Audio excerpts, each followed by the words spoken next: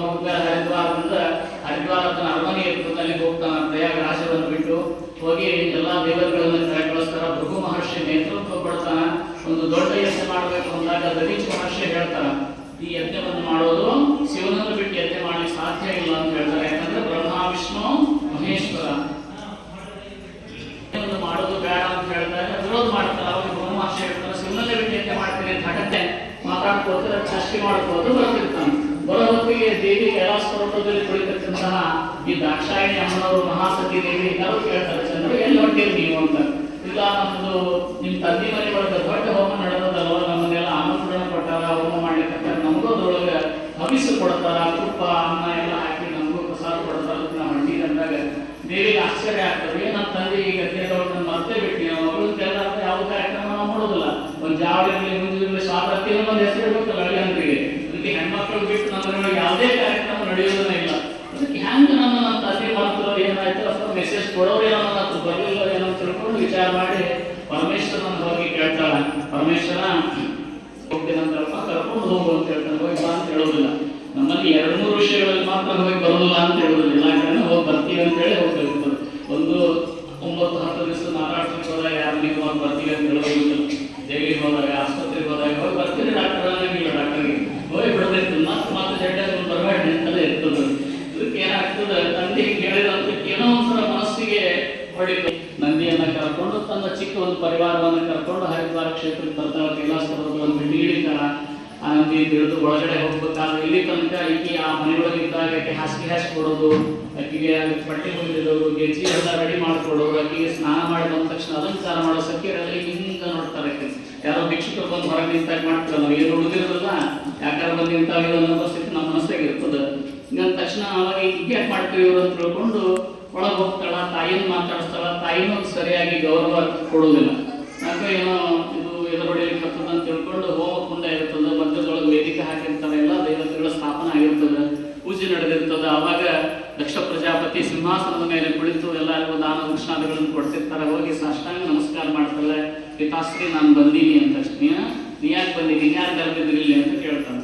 ಒಂದೇದು ನೀನು ಕರೆದೇ ಇಲ್ಲ, ನಾನು ಎಲ್ಲರೂ ಯಾಕೆ ಬಂದೀನಿ ನೀನು, ಅಷ್ಟಕ್ಕೆ ಸುಮ್ಮನೆ ಆಗುದಿಲ್ಲ. ನಿನ್ ಗಾಡ ಸ್ಮಶಾನದಾಗಿರ್ತಾನ, ಸತ್ತವರು ರುಂಡ ಮಾಲೆ ಹಾಕೋತಾನ, ಉಟ್ಕೊಳ್ಳಿಕ್ಕೆ ಚರ್ಮ ಇಲ್ಲ, ಅವ್ಗೆ ಆನೆ ಚರ್ಮ ಸತ್ತಿಸ್ಕೊಂಡು ಕೂತಾನ, ಜಿಂಕಿ ಚರ್ಮ ಹಾಕೊಂಡಾನ, ಹುಲಿ ಚರ್ಮ ಹಾಕೊಂಡಾನ, ಏನು ಇಂಥದ್ದು ಗಂಡನ ಕಟ್ಕೊಂಡು ನೀನು ಸ್ಮಶಾನದಾಗಿರೋದು ಹೆಂಡತಿ ನೀ ಯಾಕೆ ಬಂದು ನಾನು ಹೋಗ್ಕೊಡೋದು ಅಂದ ತಕ್ಷಣ ದೇವಿಗೆ ಬಹಳ ಮನಸ್ಸಿಗೆ ನೋವು ಅನಿಸ್ತದೆ. ನಮ್ಮ ಪದ್ಧತಿ ಒಳಗೆ ಹೆಂಗದ ಅಂದ್ರೆ ಹೆಣ್ಮಕ್ಳಿಗೆ ಎಷ್ಟರ ಮೇಲೆ ಸಹಿಸ್ಕೊಳ್ತಾರ, ಗಂಡಂದ್ರ ಬೈದು ಸಹಿಸ್ಕೊಳ್ಳೋದಿಲ್ಲ.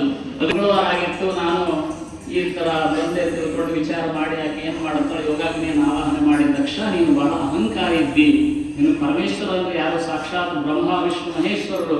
ಬ್ರಹ್ಮನಿಗೂ ಅಂತೆ ಇದೆ, ವಿಷ್ಣುಗೂ ಅಂತೆ ಇದೆ, ಆದ್ರೆ ಶಿವನಿಗೆ ಅಂತೆ ಇಲ್ಲ, ಅವತಾರ ಇಲ್ಲ.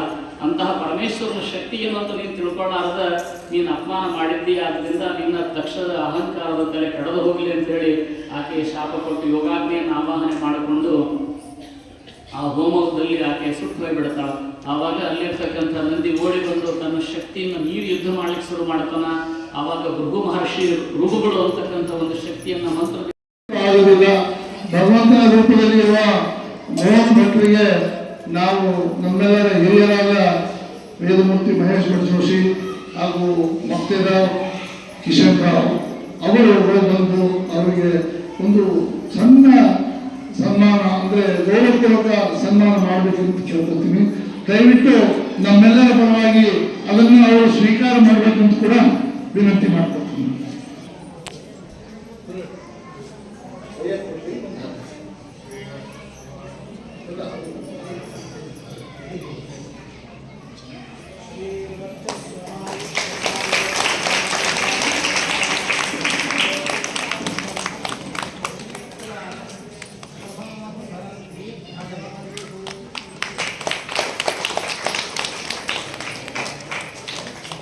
ಸರ್ ಒಂದ್ಸಾಗ ಈ ಕಡೆ ರೆಡಿ ಓಕೆ.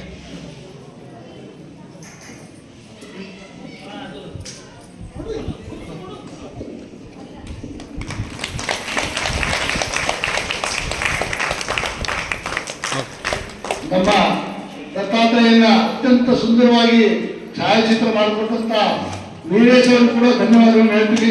ಯಾಕಂದ್ರೆ ವೀರೇಶ್ ಅವರು ಇಷ್ಟು ಸುಂದರವಾಗಿ ಮಾಡಿಕೊಟ್ಟಾಗ ನನ್ನ ಹೆಸರಿನ ಮಟ್ಟಿಗೆ ಇನ್ವಿಟೇಷನ್ ಕೊಟ್ಟವ್ರ ಮನೆಗೆ ಕೆಲವೊಂದು ಮನೆಗೆಲ್ಲ ದತ್ತಾತ್ರೇಯನ ಫೋಟೋಗಳನ್ನ ಕಳಿಸಿ ಮುಟ್ಟಿಸಿದ್ದೀವಿ.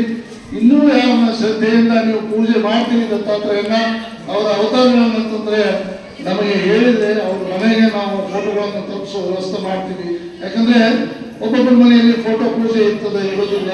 ಆದರೂ ಯಾರಾದರೂ ನಾನು ಪೂಜೆ ಮಾಡ್ತೀನಿ ಎಂಬ ಶ್ರದ್ಧೆ ಇತ್ತು ಅಂತಂದ್ರೆ, ಲಲಿತಾ ಸಹಸ್ರನಾಮ ಪಾರಾಯಣ ಮಾಡ್ತೀನಿ ಅಂದ್ರೆ ಬುಕ್ಗಳನ್ನು ಮನೆಗೆ ತೆಗೆದುಕೊಂಡು ಹೋಗ್ರಿ ಅಂತ ಯಾವ ರೀತಿ ಹೇಳ್ತೀವಿ, ಅದೇ ರೀತಿ ದತ್ತಾತ್ರೇಯನ ಬಗ್ಗೆ ಕೂಡ ಒಂದು ಶ್ರದ್ಧೆ ಇದ್ರೆ ನೀವು ನಮ್ಮ ಸಂಚಾಲಕರಿಗೆ ಹೇಳಿದ್ರೆ ಅವರು ವ್ಯವಸ್ಥೆ ಮಾಡಿ ಕೊಡ್ತಾರೆ ಅಂತ ಹೇಳ್ತಾ, ಇಷ್ಟೆಲ್ಲ ಕಾರ್ಯಕ್ರಮಗಳು ಹಮ್ಮಿಕೋಬೇಕಂದ್ರೆ ನಮ್ಮ ತಂಡ ಅಂಬೋದೊಂದು ಇರ್ತದೆ.